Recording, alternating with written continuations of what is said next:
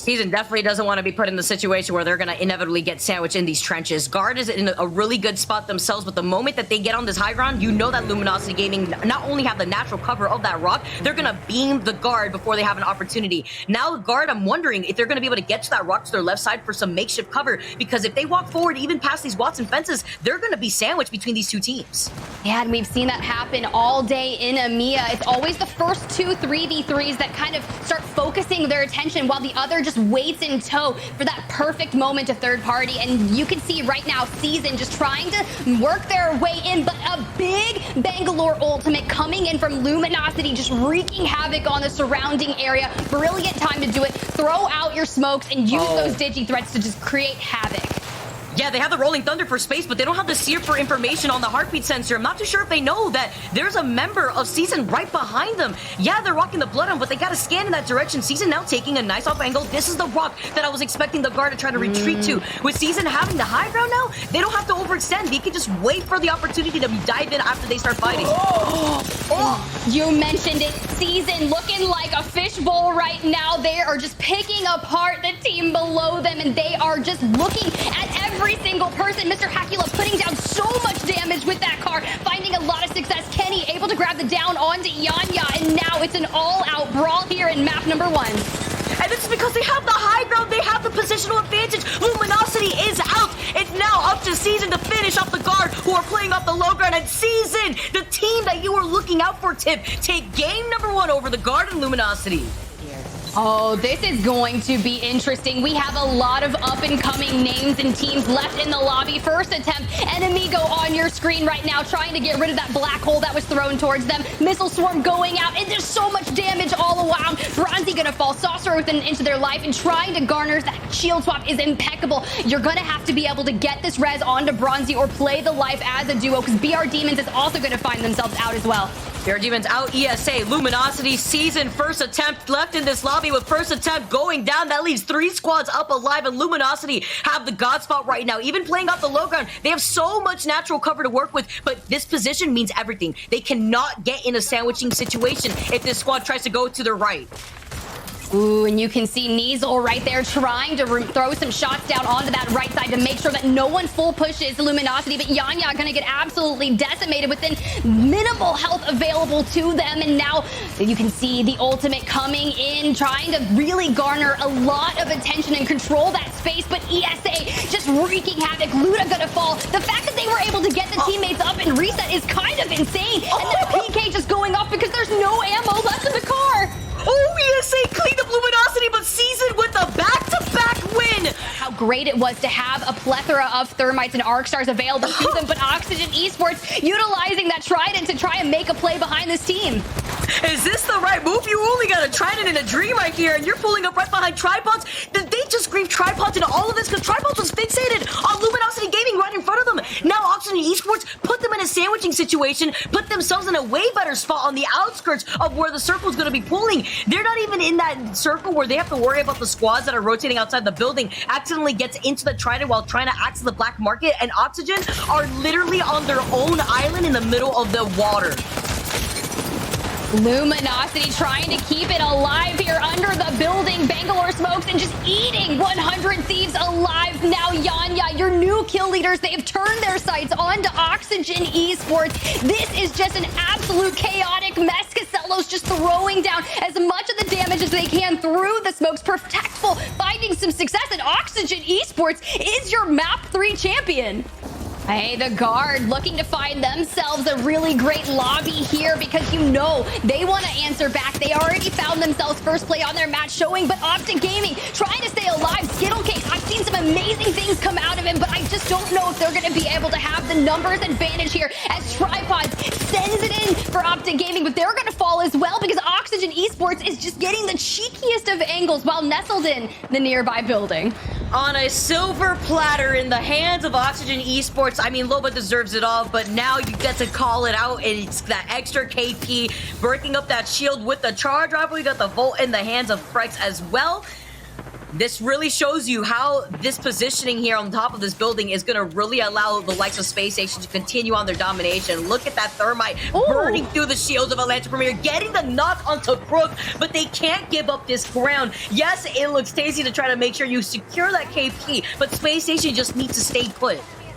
Atlanta Premier going to fall to the hands of Space Station. It's only a matter of time because they are just wreaking havoc from above, finally dropping down, looking to put the finishing touches onto the Loba in front of them. This is going to be on Oxygen Esports, and they are just doing so much damage. Oxygen Esports now eliminated from the lobby. 4 squads remaining, and Dropped isn't stopping there. No, 100 Thieves, though, losing out on Vaxon. BR Demons on the other side versus Space Station Guard. Now, with Space Station making their way, they had the God spot, basically, for this final game, and Guard get eliminated at their hands. They took 2 of these fights, and now they're playing out of the health disadvantage. BR Demons looking to fully send it and take game number 4. Yeah, that's 100 Thieves on the high ground here, too. You know that Guard is playing right underneath them, so is C9. 100 Thieves over to the side to try to contest Optic Gaming that are playing off the low ground. Again, a very similar circle to the one that we just had in game number 4. This time it's 100 Thieves, though, on the other side of Climatizer that have the high ground. TSM, can they pinpoint Optic Gaming? Where does Optic Gaming even go? I mean, the only other option really is either risk it all for the Biscuit to take that zipline into the hands of 100 Thieves, take the Skyward Dive, because you don't have the Horizon Gravity Lift to put you up on the high ground. Yeah, I guess we're gonna have to wait and see. The fact that 100 Thieves is still alive, that wall coming in absolutely clutch, and the fences coming out from Onmu. This is going to help solidify this positioning, but we've seen how aggressive these teams are in the lobby, where they just get full sent. Teams are not shy of aping the behind the fences, but the question is, who's it gonna be this time? I do see a Fuse ult in the middle of the map as well, and the Guard just trying to keep it alive from the cover of their shelter. You saw that dupe goes down at the hands of Hal, but they split up just in time because the last member Optic Gaming has managed to make their way over to the side of Jubilee. That's knocked in TSM.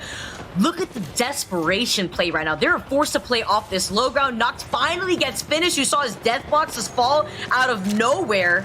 And that's going to be at the hands of Guard. C9 as well, cleaning up, getting involved in that fight. They're going to be able to fully send it up, but it's only up to Kaon. It's the Guard that get eliminated. C9 having a chance, but it's at the hands of E8 that they're facing off against on the back end of this building. 100 Thieves versus E8, while TSM are still forcing their way into this next circle. Only 2 left. TSM get taken out. It's only up to 100 Thieves, and they finally come out on top. The consistency is alive for this team, and they are patiently waiting in the corner with that Newcastle. Rocker within a centimeter trying to just nestle themselves into this rock to reshield up, and the teammates are essentially body blocking. He really wanted that Thermite finish off. I know he did. He got the knock, but he can't get the finish. His Optic Gaming are making sure to keep them at bay right now. They're going to continue on the pressure from this high ground off of this Pride Rock, but they are not going to be giving up this space. Even with Duplex having this limited ammunition, he's just going to stay put, but he has to remember that that G7 doesn't have a lot to work with right now. Yeah, they just have to bide their time. Once we get into these kind of scenarios in the end game, we've seen it throughout the entirety of the day. It's the team that can withstand the chaos for as long as possible and force the other teams to kind of duke it out. That's how you find success. Meanwhile, it's going to be Atlanta Premier putting the nail in the coffin for Furia. 3 squads remaining. It's going to be Cloud9. It's going to be Atlanta Premier, and it's going to be Optic Gaming, and they're still holding the God spot. And they're not going to give it up anytime soon. Remember, they are juggling G7s like it is a circus, and they are the clowns here to provide all the entertainment. Instead, this time, they're also the MVPs. C9, though, getting the knocks down below is still not going to deter Optic Gaming from giving up this space. They need to wrap around. They need to get right behind C9, and now they're looking to infiltrate. They're looking a third party from the high ground. And now you see it. Optic Gaming trying to make a last stand here. Cloud9 was able to get Atlanta Premier out, and this is going to be spicy. And then Optic Gaming finally showing up here in map number 6 today. This is what they needed, Vicky. This is the Optic Gaming that you know and love. Full advantage into moving into that real estate, but they need to deal with E6 on the other side of the lot with the Rampage and the Hands of Life, and he's looking to take another off angle. They were also trying to clean up a lot of the other stragglers that were sandwiched in between these 2 buildings, in between these 2 lots, and with K-Sweeney pulling up on the whip on that building. Just now it's going to be able to be scary because you have some makeshift cover to work with on the Trident. Hey, that's the best second use of the Trident, utilizing it as a cover. I just thought Swinny was going to go for a quick ride, maybe some Fast and the Furious style, but if not, I'm here for it. They are ready for the long haul. I feel like this is the calm before the storm. As this ring starts to shrink, it's going to force everyone to collapse, and I feel as if Scars right now, kind of near the center, can hold out just between their little fortress. You've got the Watson Jenny, you've got the Newcastle wall, and you have all of these fences just kitted out and ready. Hiarka ready to strike like an absolute cobra right now, and Swinny's still messing around with the whip, trying to find that perfect parking spot, looking like me trying to valet park. Parallel park. Just parallel park specifically, but something important to highlight here, E6 with the crypto is going to immediately ruin all of the plans, all of the chances from Scars and the Watson fences that they build up, because that EMP alone is going to be able to delete all those fences from the outskirts without E6 even getting directly involved. They can grief Scars on the inside of this building and then allow Reply Totem to move in before E6 can move in for a third party. But Reply Totem, understanding the situation, they do have the high ground. They are going to be able to continuously pressure E6, but it's not like E6 is pressured outside of this spot, outside the fence, because the circle is going to be Horizon available to pop that grab lift, right, to give them high ground at the last second, so it's not like they're going to be walking in on the low ground. Scars. Oh, here we go. Some grab lift action. K-Sweaty is just trying to get out. We see the black hole flatline hit fire going off, and it's just an all-out brawl. K-Sweaty trying to hit that bat in the air, but it's going to go down in the meantime. The Slayers and Life and our last man standing for E6, and as I say that, they're going to fall. It's all down to Scars, baby. We needed you to come in strong here at Scars. Your match one victors. They did everything that we needed to do them, Vicky. We did not curse them. We didn't curse them. One kill bow! Kill bow! Kill bow! One kill bow! I can't shoot here. We have to swing forward, guys. I'm batting. Wait, it's not bad. Behind us, send forward. You're low right now. Peeking me. Yeah. 50 on him. I'm queuing out you on me, okay? Guys. Send it. I'm sending. Nice. Arms up.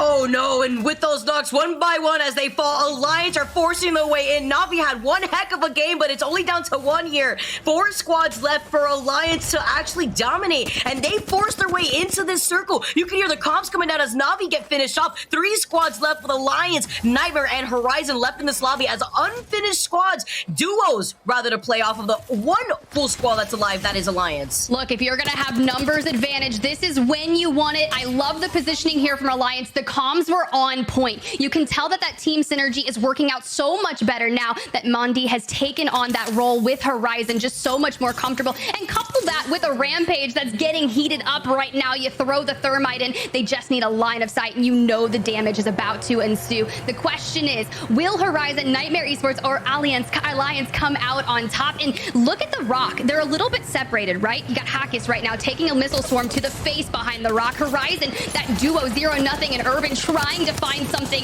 anything that they can do, but Zero is going to fall. This is going to make the queue happen because Nightmare Esports has their attention on Horizon, and Alliance is just going to capitalize on this moment. You've got Alliance, you've got Nightmare Esports, the numbers advantage in the hands of Alliance. They just need to make this happen. Great black hole from Monty right now, and they're going to get sucked up in it now. All the damage going out. Monty, his last week here in the ALGS for Alliance, is going to come out on top here in map number 2. That Thermite grenade from Scars put down on the rest of Alliance that enabled Game of Drones to move in for a third party. Now look at this position from Mandy. He doesn't need to overextend. He doesn't need to poke at all. It's Certified Esports that are now making appearance to the south side of Scars, who have been playing this patiently, who works with this team composition that they're running. It works beautifully for the plans that they have with the circle to their back. Yeah, but how do you penetrate the forces of Scars over there? You've got the fortress that they have made for themselves. They have the Watson Jenny down. They still had another Newcastle ultimate available to them, so they just moved their wall even further down south, and they're trying to go ahead and get Alliance out of this lobby, and Hiarka right now going forward once again. What is Start a Fight going to do? You do not have a clean LOS on that team right there, but you've got a Watson Jenny of your own. My question question is, will both of these teams elect to like put their forces to getting Mandy out of this lobby, or will they take a pure 3v3 and Mandy just come in at the very end? Please tell me you have ult management here and you have that black hole available for you. Oh, I'm excited to see what Mandy's going to be able to do, because these squads, yeah, they're focusing their attention to at least pick up that last straggler. But Mandy literally living to the very edge of his life. He's not going to show up and be front-facing in an open field. The Certified Esports are looking to engage. They get pressured out. They back up. A nice disengaged call from Certified Esports now as they back up. They're going to replenish a lot more of their health. An alliance with Mandy being forced out with the circle to his back. What is he going to do? He's going to be taking some circle damage. He needs to move forward. Oh, PK in hand, hits for 99. That's a knock on to Drovic. No. But now the issue is, what is going to happen? Scars right now finally putting the finishing touches onto Mandy before they turn their attention to start a fight. But will it be enough? You've got Bambino and Blast still alive, and they're just looking for Scars right now at the top of the rock. You are climbing, shields cracked, and that's going to be it. Startified Esports coming out on top against Scars here in map number 3. Yeah, we did see a knock come in on the hands of Vex, but what the fact is, if Game of Drones is going to be cohabitating this area with them, they're not pushing. They're not pressed for that situation, but come on over to Aurora. They're fighting for that real estate against Horizon. All the damage going out, able to grab a knock, and that's going to be all they wrote for Horizon. Going for a quick reset is going to be Aurora. Now 4 squads remaining here in map number 4. The question is, will IG, will Vex, Game of Drones, or Aurora come out on top? You gotta see, I mean, you do got the caustic in the hands of Aurora, and you see that ultimate accelerator being popped. You know that that Nox grenade is gonna be available and ready for that final circle. You gotta get ready for any of these other squads. IG rocking the Loba still. They've been rocking that black market on the other side of that southern circle for quite some time. See the Mad Maggie putting in some extra pressure. IG International looking to take their time, but they're taking a lot of damage while they're forcing their way into that circle. Ooh, this is gonna be spicy. Sure, yeah, this is not what you want. But Aurora, this is what you want if you're Aurora, because you've been able to throw down those Nax gas traps. You can shoot them. You can essentially barrel crawl and hold off anyone that is trying to make a play for that. And sure, maybe you got a Kraber, maybe you want to put some line of sight on, but now Aurora has to make their way across this bridge into the fight, where essentially all of these teams are collapsing upon each other. So barrel crawl your way, Aurora. You can do that. You can see noises on the screen right there, taking a lot of damage, going to fall graceful as well within a centimeter of their life. Now JMW last alive, and you are just basically getting punished by every team in the lobby before you fall. Now 3 squads remaining. Aurora sitting incredibly pretty. This is the moment where you just bide your time and you shoot at every single other person. This is chaos. Oh, Aurora have the game-winning position, though, right now. They are looking fantastic, but do they know that there is another squad directly underneath them that is Game of Drones? Everyone needs to get funneled eventually, but Aurora need to hold on to this high ground. Where are they going to rotate? Are they going to get on top of the rocks? Do they want to secure this KP? They see Vex getting a lot of these KP for them, and they get dropped and wiped out first. They didn't win the trade originally. Now they're forced to drop down, and Aurora are the winners after having the positional advantage and capitalizing off of having way more health in that last fight. Let's see, they have the nice high ground advantage here, but 9 Infos goes down, and here comes a black hole. They delete it immediately, but it's only up to Taskmaster to be up to the task. He's in the line of sight of the other squad to the left side. Now wondering who's going to be able to approach that side. It's going to be Alliance, who've been able to clean up so much KP this game here too. 6 KP to their name, and they've lost out on hotkeys. Do they have the opportunity to get this res? Now the question is, can they keep out Na'Vi from pushing while they get that reset? Because it's beautiful. They had that gold knockdown. You can see right there coming back, half health, half shield. Now Na'Vi pushing in. Rugby, no shields on him. Now can Alliance make this moment happening? They're going to be so strong. Hotkeys, Monty going under fire. Thermite's going out, just trying to hold the space, but Monty is going to fall in the grab lift. Yuki coming down, just barreling, punishing them from taking out. But then the PK hit. Will it hit for 9? Will it hit for 99? That is the real question. Just trying to keep the line of sight happening. I've never seen so much respect from the PK, and that's exactly how Na'Vi need to play that. That respect from the PK is fantastic with the reposition, but are they giving him too much respect? 54 from Yuki. He's playing off the side of the rock. He needs to reload the R301, and Alliance still come out on top despite losing out on a member earlier on in that fight. Alliance maintaining their spot, #1 in the overall leaderboards going on after that game 5. Horizon versus Aurora versus Alliance. Alliance and Aurora have the best positional advantage in this next circle right now. You can see the pings going down for Alliance with a squad to their right that they gotta be wary about, because that squad, the entryway into this next circle, could be right behind Alliance. They could sandwich this team, and Aurora could help them. You can see the off angles that they're taking right now with round 6 now closing in behind their backs. What is it gonna be here for Alliance? They need to make sure that they're not caught in the middle between Horizon and Aurora. Well, this is going to be the tough spot because you see Horizon just nestled down there, and it seems like Aurora is looking at Alliance, and everyone's kind of ignoring Horizon. And if Horizon doesn't take a lot of damage here, they're going to be the ones that prefer to have the third party. But Yuki just going under fire right now, and everything's getting crazy. When you see the Mad Maggie Wrecking Ball come out, this is going to get crazy. Now Alliance able to get a clean little reset, but Haki's very hyper aware that Horizon is down here and firing down onto Horizon now. Horizon playing off the side here. Comes the EMP coming in as Horizon do get that first stock here for Alliance. I'm wondering if Aurora going to capitalize off of this. Can they be able to fully push in as Horizon now? This is the sandwich that I was worried about Alliance. Horizon going to capitalize now, fighting up against Aurora at the same time. This is the punishment. They waited and bided their time. Now the question is, the knock comes in on Cleavy. Horizon closing the distance, but you're going to fall in the form of Zero. Can Arvin and Mimu keep the dream alive and maybe come out on top for this moment? They're doing everything that they need, but Yuki has something to say. Yuki comes in and says, bye, Aurora. Now they turn their sights onto Horizon, and this is the moment we've been waiting for. Mimu finding some clean shots in the back. Just need to dust it out, and Horizon is your winners here in map number 6.